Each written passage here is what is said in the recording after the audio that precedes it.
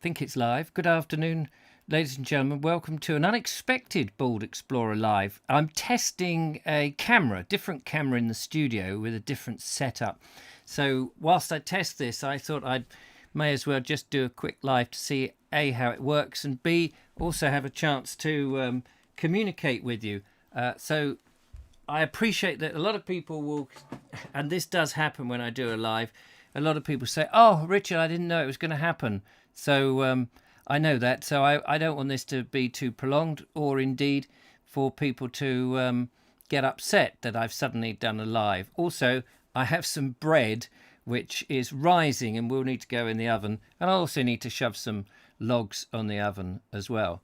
But I just thought I'd test this with a different camera on. I've got a lead now and a special adapter so that I can run a DSLR camera, which is a higher spec than the camera in the studio that I normally do when I do all my lives and stuff. So I thought I would just try that.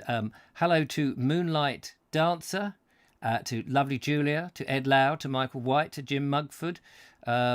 He thinks it's Monday afternoon. Bread has gone to his head. No, bread is going into the oven very soon, as soon as the oven is up to temperature.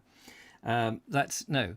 So what I wanted to talk about this, I've been reading more stuff this afternoon, and I'm getting increasingly worried. Now, you may think that I'm just going through a middle-age crisis, but I'm getting increasingly worried about where our food comes from and what it is that we eat. And as you know, if you've been watching my stuff, I have been talking about the farming industry. Now, I cannot in any way claim to be an expert. I'm not an expert, know nothing about it other than what I read. However, I always think that when you read something by people who know what they're talking about, you can make your own evaluations from it.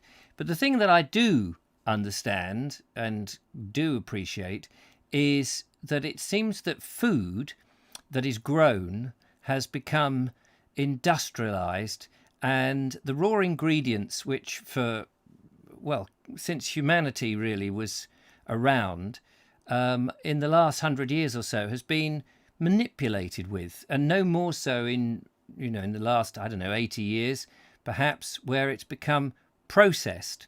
And we know that processed food is not terribly good for you. And supermarket food is very much processed.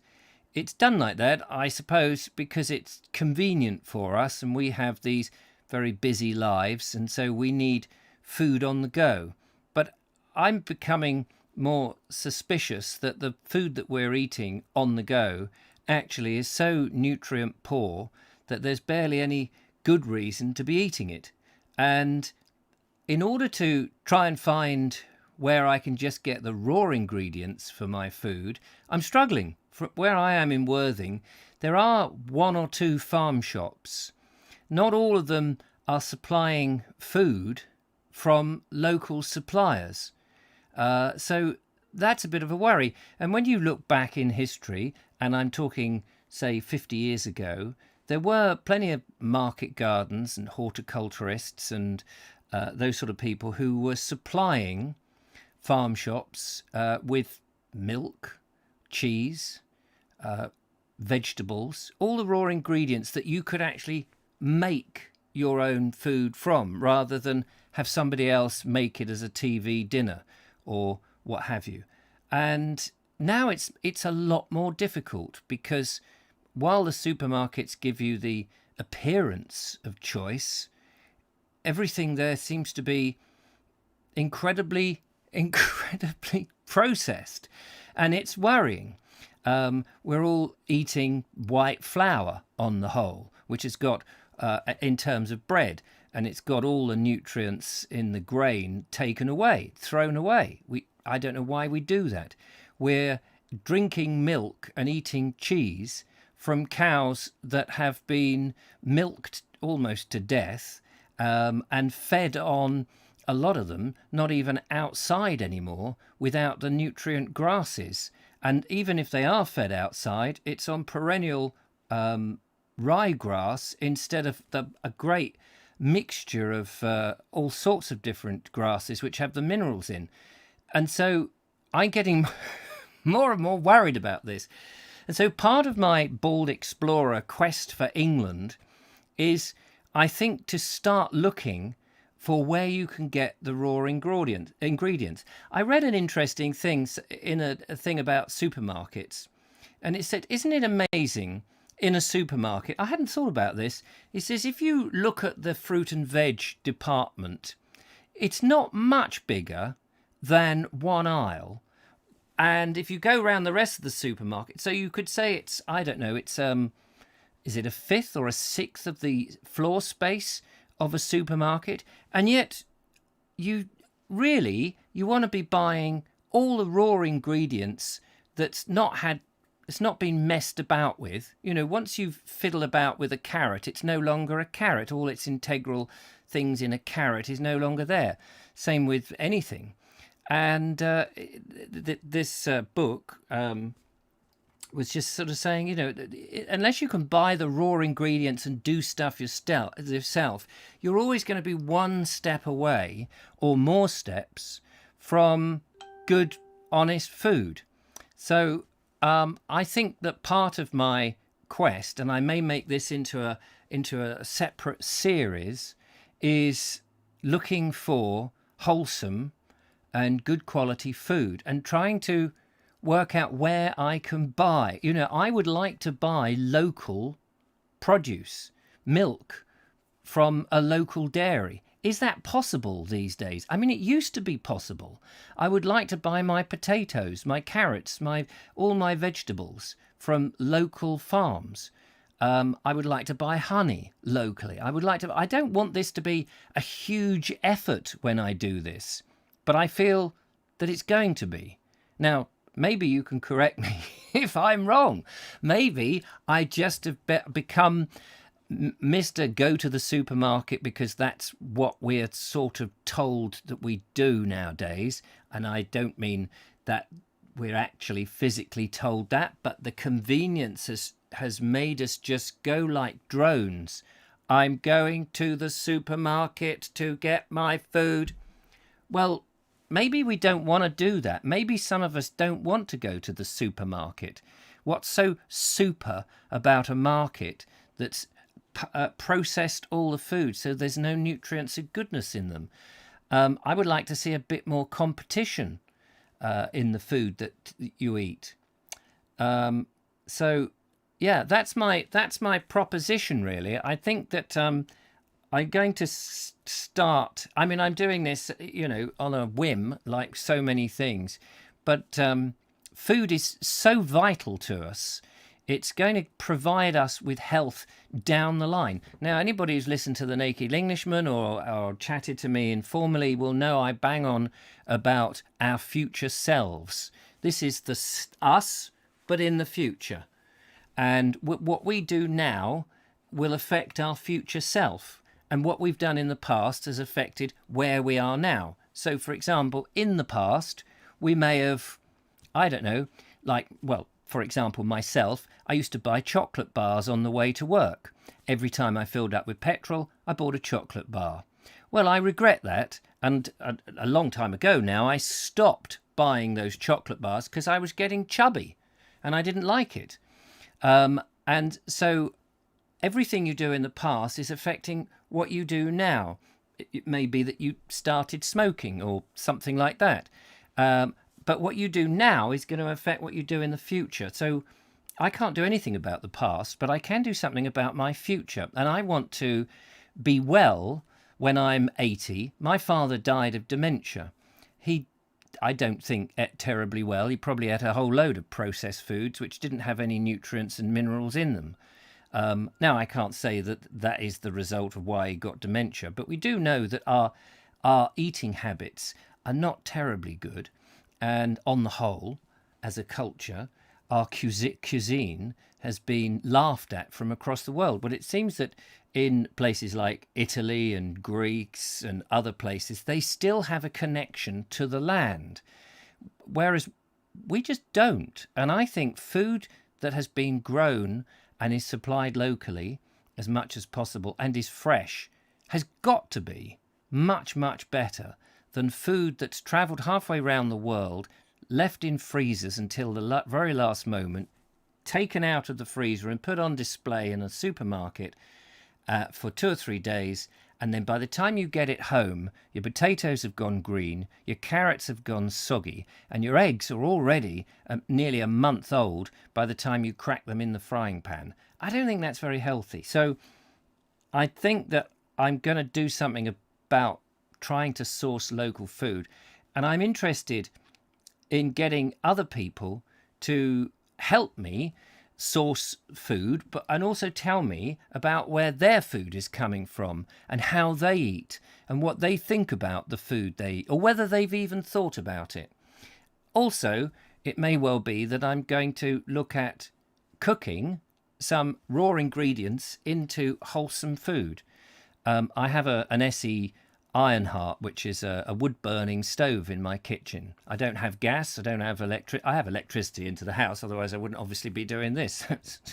But I cook on my stove, and I want to see if it's possible to return to a more healthy style living, eating much more fruit and veg, little bit of meat, but not a lot. I'm not giving up meat completely, but reducing my meat intake and just eating proper meat, not supermarket meat, where cows have been force-fed to eat as much as they possibly can to expand as quickly as they can, or pigs likewise, or chickens, all the horrific ways that these animals are reared, all in the name of, oh, well, we've got to feed everybody. I don't think that's probably a good thing. And if you look at the diet that people had in the war, even though we had rationing, people's diets were so much better, apparently were much better than any other time, and they were much healthier. Although people look at those people now and think, my God, look at them, they're all thin. Well, they were thin because they were the right weight. We look at ourselves now and we're all bloated. So it's going to be a challenge, and but I'm determined that eating right will help so many people with so many problems. I just have a look at your message. I don't want this to go on too long because I just wanted to test out a camera. Can you tell me, by the way, whether this looks clearer? Obviously, the sound is going to be the same. I've not changed it. I've just changed the camera. So let's just see who's joined us here. I will try and address this in a video later on in the week when I've given it more thought. But I was just reading this, and I knew I had to do this test with the camera, and I thought, well, I'll combine the two and see if there's any interest. You know, people might not. Ed Loud, good afternoon. Michael White, you're a glutton for punishment today. I know I've already done 2 videos. I live for what I do, so it's not hard. Really. I've spent a long time this afternoon going through the YouTube channel and making sure that all the lives are actually on playlists. The readings that we do are now all on their own individual playlist. And apparently on YouTube, if you get over 10,000 subscribers, which fortunately I have, you can do something called stories, which I guess are like what you get on Facebook and stuff. I think you get something like 15 seconds of video time or a picture. I mean, I don't know the benefits of it yet, but I'll look into that. Ed Loud says he thinks it's Monday. Dubai Dozen is there. Hello, evening captain. Hello to you, sir. Ed Ovet says, I'm eating lunch in a restaurant, so can't really hear you. Fair enough. Probably don't want to then. What's all this on a Sunday? Many of the raw ingredients in our modern tastes will be out of season. To purchase only locally grown, you'll have to forego a lot. Well, I think that's it is an interesting concept to suggest that because things are out of season, you'd have to forego a lot. I think that's interesting because clearly we did do that before, and we survived for however many thousands of years humans have been here. In the case of some stuff, it's a bit of a luxury, but I don't have any truck with being able to get things like citrus fruits and certain things, spices and things from different parts of the world, I don't have any problem with that because we can't grow them ourselves. So having oranges, bananas and all those sort of things, and chilies and various things like that that you can't grow yourself very easily, I don't really have a problem with getting that. I'm talking about your main base ingredients, which would perhaps provide 80% of your diet, and then the other stuff, yes, of course. What I'm not suggesting by any means is that we go backwards. It's just that you can look at things that you've done in the past and think, hey, these things were really good. We may have gone a bit and muddled here, but let's take the essence of the past, the things that were really good about eating local food, fresh food, from places that you can go back and actually see how the animals are being fed, things like that. Taking that and working out how you can go forward with it. I think that is, if we want to use the term progressive, a progressive way, rather than saying, well, wait a minute, what we've allowed is that the governments, through subsidies and this huge industrialization of the food manipulators, to decide what our diet will be, because we've taken the easy route and believed them that a lot of these things, take some of these silly stringy cheese that you can buy for your children. What's wrong with just cheese? Instead of having it, why take something that's really good and fiddle with it, add gimmicks and make it a lesser product, healthily wise, nutritionally, and then give it to your kids? Why would you do that? That's what that's what I don't understand. Obviously, everybody has their own way of doing things, and of course you can't force people to do anything. But I think if you remind people that some things might be more healthy, perhaps they will think about their future selves and think, well, actually, I don't want to have to keep going to hospital with dietary problems or whatever it is. I would like to be healthy, and it surely a little bit of simple information can make that easier for people to understand. I don't know. Maybe people don't want to change. Maybe everybody wants to have the convenience, and of course they can, but I don't want to. And so, with my channel, I can say, look, this is what I'm doing. Nobody has to follow what I do. Of course, I'm not suggesting anybody does this. I just sent a link on email to farm shops. Thank you very much. I've done local searches and they come up, and Julia and I have been to a few of them. But to be honest with you, most of them the farm shops aren't necessarily selling stuff locally.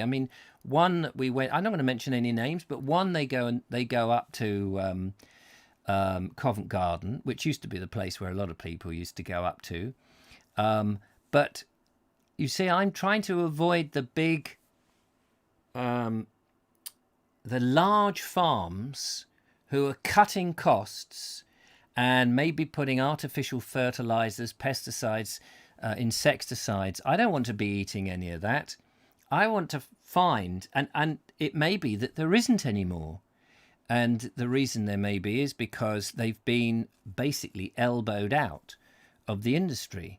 That small mixed farms, which used to work very well, may have been elbowed out. There was a discussion, I think, in the 50s where they talked about, this is the government and the farmers' union, I believe, were talking about the small farm problem, i.e. they're too small to be able to do what the big farmers are doing. The big farmers are the ones that get all the subsidies, and the small farmers who desperately need the subsidies weren't really getting anything.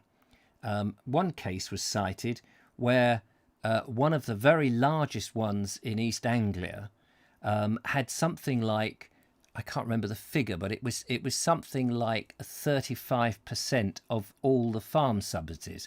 One company, because it was massive, it got 35% of the farm subsidy. Well, and they're already making a profit. But of course you can't give one and not to another. So a small farm's getting a titchy, tiny little thing, whereas the bigger farms are getting more.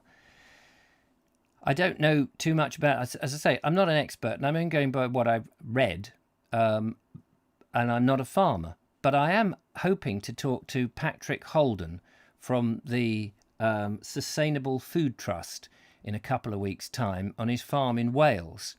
And he is a big advocate of sharing land with nature, for one thing, and also small mixed farms and how profitable they can actually be. So I'm hoping to go and film that and get, and he's a big wig in this. He appears on a number of things. Mike Stevens says Sussex Farm Produce had the same idea. They had two shops, one in Sompting and the other in Goring, but that has just closed. See, this is the problem. They sell. It may be that there's just not enough producers, and this is the worrying thing, that choice is no longer there. Supermarkets have destroyed the competition, says Mike Dixon. In the high street, paid farmers the lowest price and dominated our food and grocery industry. Communities have disintegrated and social isolation escalated. It's interesting you say that, because I think one of the farmers that I visited, you may remember Lee Dallon from Strood Farm. He's very kindly put some stuff up on the Bald Explorer Facebook page, and he talked about some spring barley which he put in and was harvested. And at the time I interviewed him, we stood in the barley field and we looked at the barley, and he said, I'm doing this all naturally, and I'm not putting pesticides and things. I don't know whether he'd put any nitrogen into the soil or what have you. I don't know about that. And he was doing it as a bit of a test. Well, and it all came out, looks very healthy, but he said there was something like 1.3% too much nitrogen in it. So instead of going to the brewers, it was going to go to as animal feed. And that decision, I don't think, was his. I think the decision was by the distributors, who I believe is called Bartholomew's. I may have got that wrong. Now I don't know, so I'm not making any accusations or saying there's any wrongdoing or anything like that. I'm just saying that's what I believe has happened, and they've made the decision that it won't go to the brewers. But the reason I believe that happens is because just what Mike Dixon was saying, that supermarkets have suddenly decided, and food producers and I guess brewers, large brewers, are saying, this is the standard of food we want, and we don't want any deviation from it. Well, that just makes that food, it makes it constant. There's no deviation. So you'll never get from a large brewer, for example, the beer of 2020 was fantastic, wasn't it? Whereas the brew from 2019 maybe it was good, but just not as good. There was a great year and a bad year. You get that more, though, with wine. You can have that provenance with wine, unless it's more than one vineyard type stuff. But you don't get that with a lot of food manufacturing. It's got to meet this thing, because no longer can it be a batch of food. It's a continuous chain of food. And that's very sad. And if you go to a small brewery and perhaps the yeast is slightly different, or the hops, they put a little bit too many hops in or a little less, you never the same pint is the same. That to me is the joy, that the product has that variety in it, rather than just being ubiquitous all the time, same, bland. That's only my opinion. I know I'm going to get slated for all of this. I appreciate that. But I'm just one person who's just concerned about the food that I eat, and maybe others are as well. You should. Oh, sorry, I missed that now. Glastonbury Gabriel said something about the Essie, but it just slipped past very quickly. Sorry about that. I don't know where it's gone.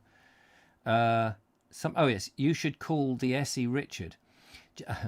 Just booked up a trip to the Isle of Wight to go to the Needles. Thanks for the fantastic video. No problem at all.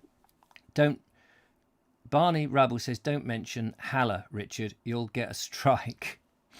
Well, that's true. The supermarket says Dubai doesn't have for a long time decided what we want to eat and choosing things for us irrespective of how many food miles it takes to bring us. I do believe, however, and I know Patrick Holden has said this, that if enough people were to go to the customer services and say, do you have any milk from a local dairy? Do you have any meat from a local farm? If enough and people just didn't buy the other stuff, the supermarkets would start to change, because supermarkets need to make money. They have to. And if enough, we have the power, but only collectively. On our own, we're nothing. But collectively, if we said, well, I'm sorry, but I can't eat your meat if it's been processed and done this and this. I want a decent bit of meat that's come from a local farm that feeds their cattle on grass 80% of the time. That's the kind of meat that I want it on good grass, not any old crap. And if enough people did that, they would go back to the farmers and say, well, this is what we want. They may say, well, it's going to cost you a bit more. And they may try all that nonsense. But it shouldn't do. For example, a potato might cost, I don't know what a potato costs, but let's say it costs a penny. Potato costs, say, a penny. But when it's diced, fried, and put into a packet of crisps, that one potato now may cost 20p. It's had a huge inflation from being processed in that way, with all the nutrients that could possibly be in there gone.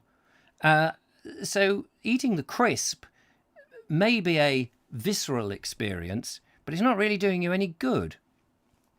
And so good food shouldn't cost more.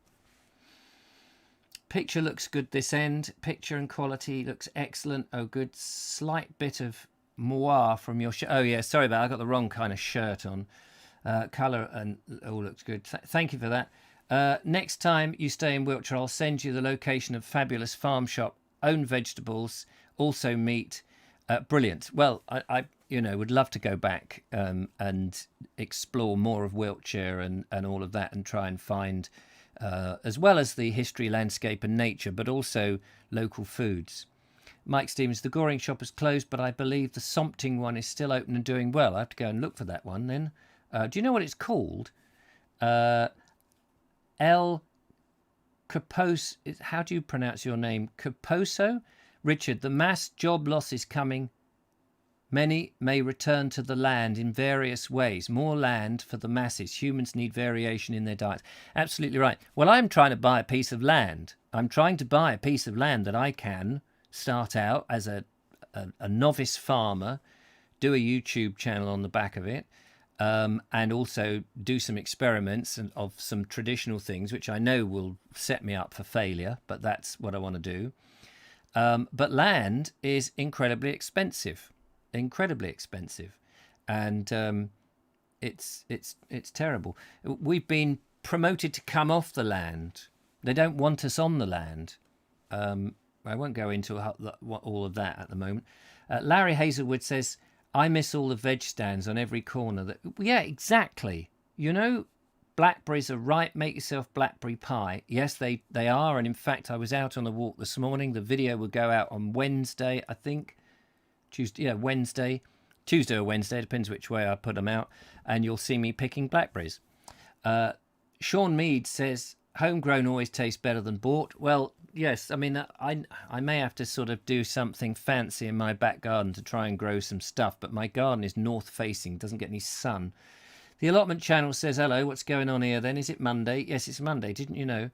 I love the variety of small producers, which is why, says Ed Loud, I make things myself without measuring stuff, adds variation. Sometimes stuff turns out better than unexpected, and I love that process, Ed. I think that's brilliant. I need to get your recipe for the what's-name bread that you do with the live yeast, whatever it's called. Not the standard bread, the other sourdough bread.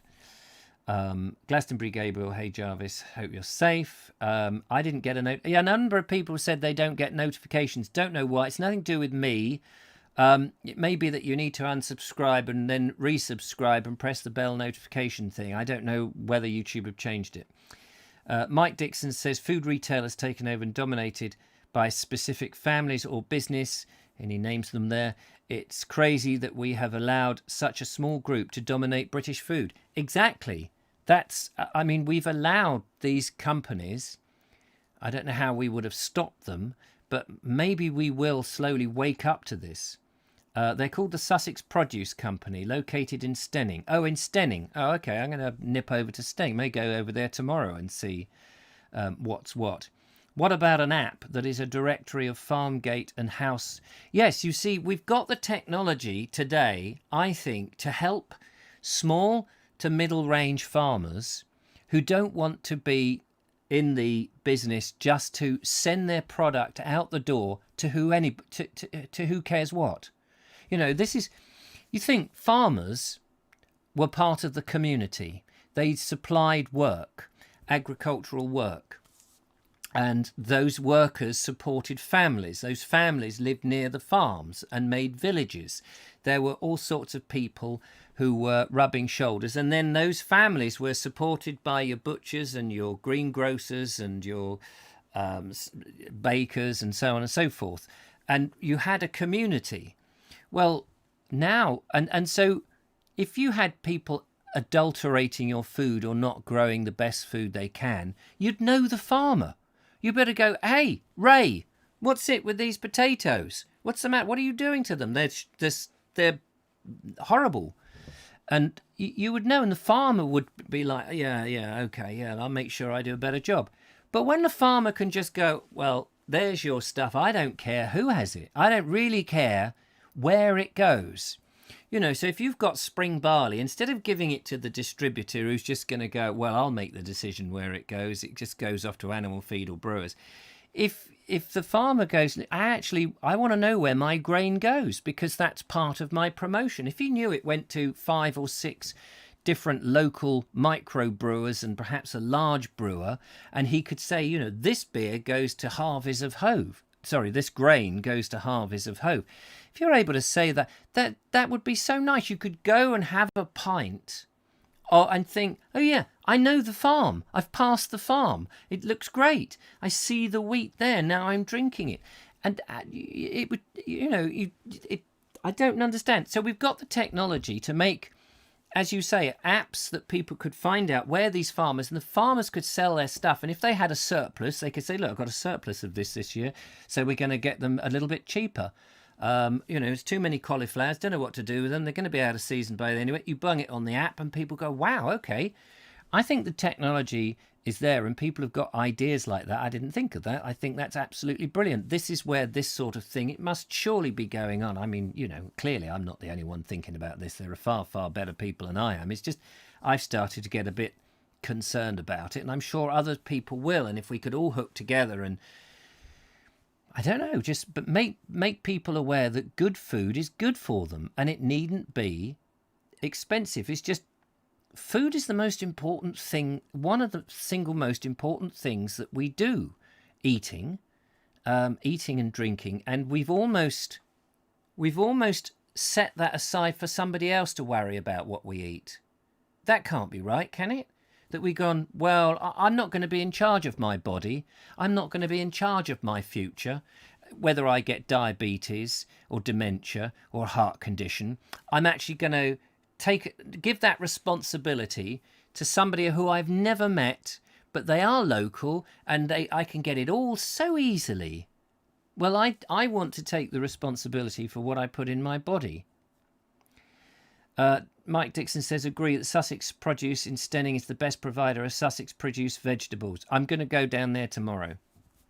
Maybe I'll grab the lovely Julia and we can go down there tomorrow.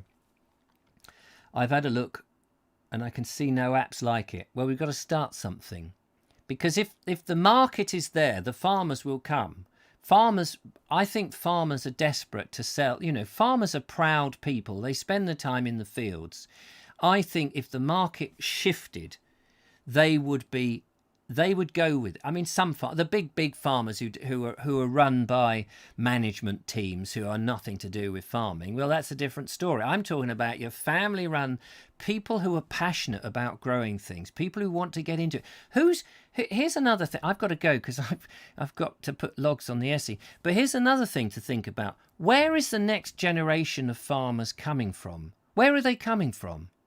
Because if the small farms are being ripped out because everyone's going into large industrialized farming, I would be interested in doing very small scale farming. But I asked Lee Dallin, how do you get into it? He said, well, you probably need £500,000.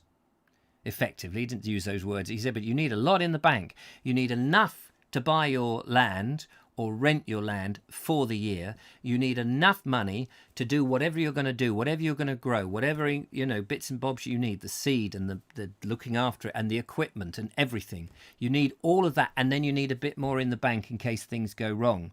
Well, where is the next generation of farmers going, and where can they do it? They can't. They can't. Only millionaires are going to be able to do this. So we need people who are passionate about it, who don't care so much about the money, but who love growing, who love providing a service, who are proud of their product. I know that there are farmers out there.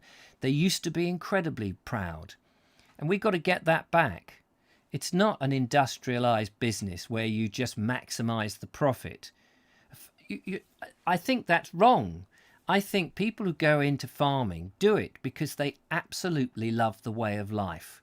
Just as perhaps nurses go into nursing. They don't go into nursing because they absolutely want to maximize the profit, because they know they're not going to get it. But they like being of service and helping people. And I think that's where farming ought to be. And they're going to make sure their carrots or their grain or whatever it is, their cows and pigs are looked after to the best ability and provide the best meat. And goes locally, and people can come round and go, hello, Fred. How's it go? I've got this. This is fantastic. Oh, look at those. And I can't see why that would not be something that the British public would be proud of, instead of having absolutely no idea where their food is coming from, what's been put onto it, and what it might do to them in the future.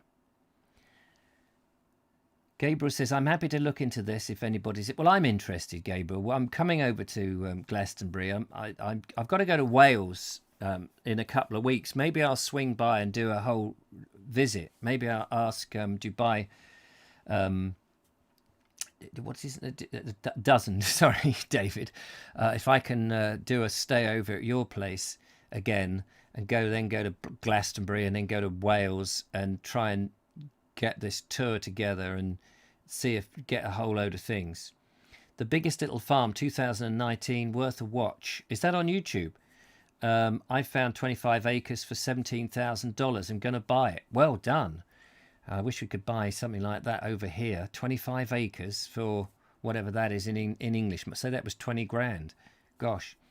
There's 2.2 acres up in Shropshire for £40,000, 2.2. So that makes just about an acre at 20 grand an acre. And you want to start farming, and you want to have a farm of, I don't know, 15, 20 acres. It's just, how do you do it? How do you do it? That is for farms only. We need to include people selling produce from their garden and kitchen as well. That would be. I mentioned that, and I think somebody, was it Richard or Sean, said you can't give it away. But I suggested the other day, didn't I, that if all the allotment holders were to flog their stuff and it all went into a shop, even if it wasn't making a profit, but it was just being used to pay the expenses so that people could get real food and get a taste for it and actually understand how you can cook it and how to use it. That's the way we'll move the supermarkets. Once the supermarkets are starting to get worried and go, people are going over there to buy, well, we better do that.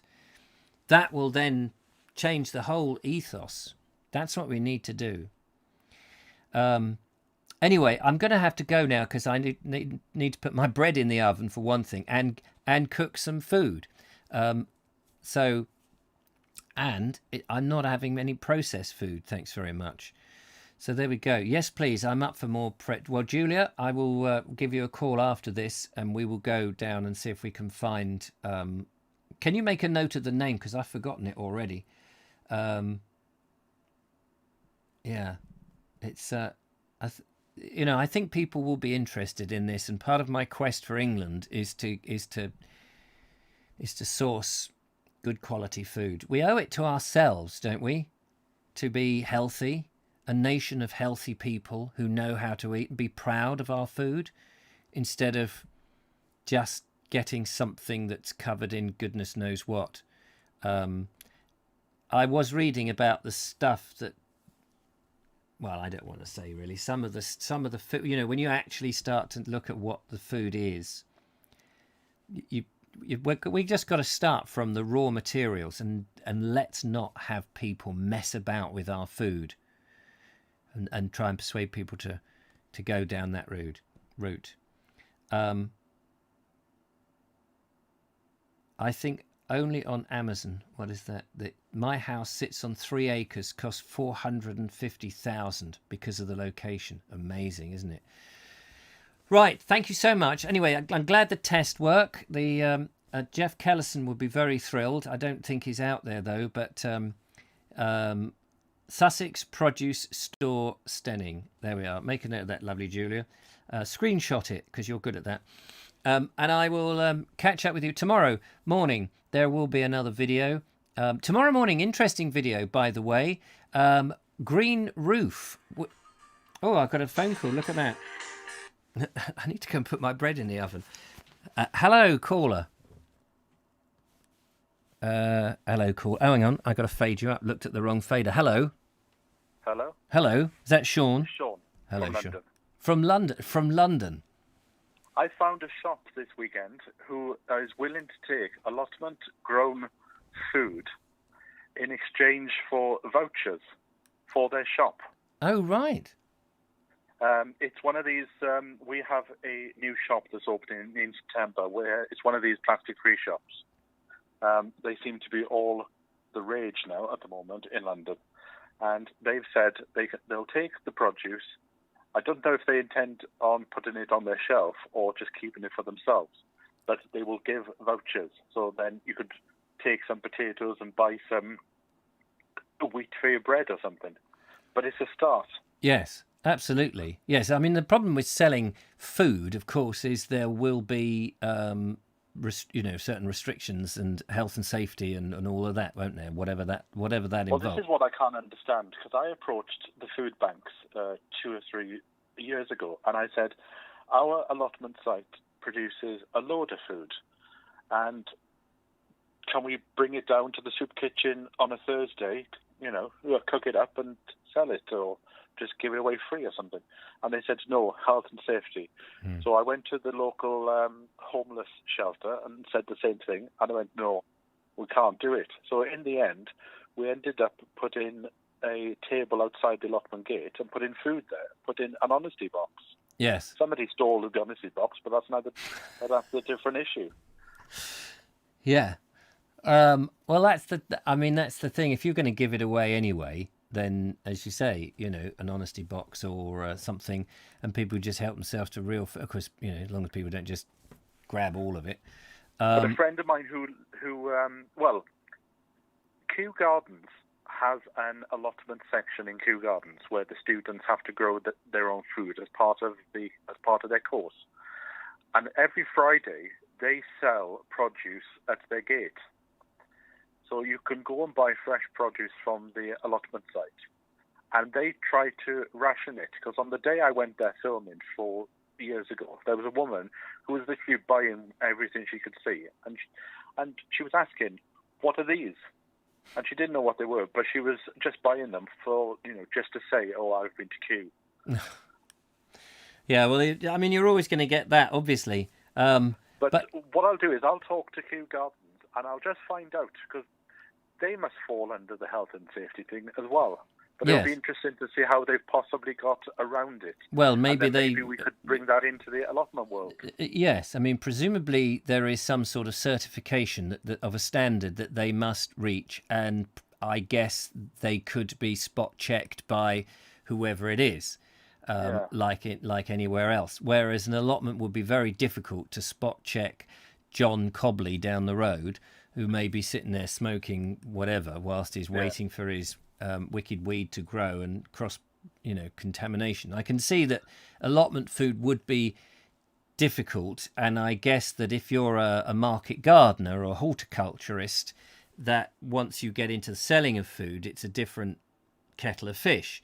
But once that's your business, absolutely, you want to be able to sell that locally. And of course, you're responsible for what you grow, and people need to be able to trace it back and say, that carrot I had made me ill. And it's that's because we were trying a new thing called strychnine, but perhaps we won't do that. I have been told, but that by a friend of mine who lives out in Switzerland, that at the end, because for her to get to her allotment, so she is surrounded by farms, and she'll pass these huts, and she goes into these huts, and the farmers put food there. So it's like a supermarket, but it's only basically the size of a sort of real public toilet. And you go into this hut, and there's food there, and the weighing scales, and the price list, and you put your money into the box, and the box is built into this building. So if you wanted to steal the money, you'd have to steal the whole building as well. And she said the farmers there end up getting more money for their produce because people can see where it's come from. Yes. And they are more likely to put a few more pound in. Yes. And they sell flowers this way as well. So she bought some flowers. She didn't tell the family that they didn't come from the allotment, but that's a different story. Yes. But she said, I ended up giving them £15 extra just because I was so impressed by them. Yeah, and I am absolutely convinced that if you can see where your food comes from and you know what it's like, you will be prepared to pay a bit more, but B, it may not be necessary to pay a bit more because if you're eating healthy food and you're sticking to a healthy diet, and you're feeling much healthier, then you're not going to sort of start eating all the other, when you go into a supermarket, your shopping might be a lot more because you suddenly put in there all these tempting things that you didn't originally want to buy, the 2-for-1s and all the sweet infested foods and the nagging factor of your kids saying, can I have this and can I have that? Whereas, if you've got your kids with you and you're in the greengrocer and they nag you, you say, well, I'll tell you what, here's a pomegranate, have that. But just one final thing, because I know you need to get on with your bread, is I'm discovering there are two types of farm shops. Like there's a farm shop, which I'm going to do a video for to put into the show, where you can say, where did these sausages come from? And they can say, that comes from Dye's farm 2 miles down the road. And they can tell you where it came from. Yeah. But there's another type of farm shop that I've discovered where you go in and, the potatoes have come from their farm, but there's Tetley tea there. Mm. And Yeah. Well, Julia, everything else has come from Tesco's. Yes, Julia and I went into a farm shop the other day, and I was looking at the packaging of some of the celery, particularly, and it was identical to what's in the supermarket. And I started to become somewhat suspicious that some of the stuff is theirs, but in order to bulk out the rest of the shop and make it somewhere you would want to go, they'd obviously been to a wholesaler and bought all the usual nonsense that you'd actually get in a supermarket cheaper. Their prices were higher, but you'd sort of artificially thinking, well, I'm helping out the farm shop, which of course you are. But this could be a discussion for during the week. But do you think that getting these farm boxes is a sort of start? Yeah, well, that's that. I mean, again, I look for farm boxes, veg boxes that would supply me with what I want. There's doesn't seem to be that many choices out there, and I'm only buying for myself, so it's quite expensive. And they, once you've got onto the scheme, it's almost as if, well, you get your 5 potatoes, your 2 carrots, and this week after week after week. And I don't want to buy like that.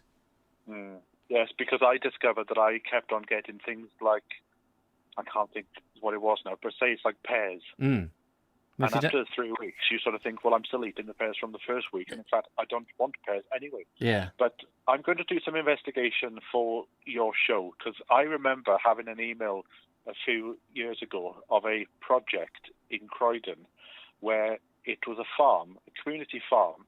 And if you went and helped for half a day, you could have like £15 worth of food. Yes. So you go and help do these boxes that they sell, that you sort of had food for the work that you give. Yes. You know. Yes. Absolutely. So I'll do a bit of investigation. All right. Thank you for that. That'd be lovely. Very kind. I will see you in a week. Yes. So watch that bread doesn't burn. I know. I'm going to go and sort it out now. Well, it's just rising. It's proving at the moment, but I've got to stuff it in the oven if the oven's hot enough. Thank you, Sean. All the best. Bye-bye. Bye. There we go. Right, so I'm going to head off now, but thank you for that, Sean. Interesting stuff. Interesting conversation. Didn't know whether people would be interested, but fantastic. If you've enjoyed this little discussion, give us a thumbs up, and do stay in touch. Leave a comment or whatever on the comments rather than in the live box. Mike Dixon says China is buying up entire farms in Africa and controls their total production and workers. All their food, including meat, is shipped to China to feed the growing population. That's incredibly sad. Countries need their own source of food and not be beholden to someone else. That's just disgusting. But it's very difficult. Anyway, there's so much more to say on this subject, but I'm going to leave it there. Thank you for joining me, and thank you for the test. I'm really pleased with the quality that I'm getting here in the studio. So I'm hoping that by the time it gets pumped out to you guys, it's reasonable. Thank you very much. Thought-provoking stuff, says Les Jarvis. I think every now and again people just need to be, reminded of the basics in life, don't they? And when you get to a certain age, you start looking, you start looking at these things. Anyway, take care. Thank you so much, and I will catch up with you in the week. Until then, bye bye for now. Bye bye.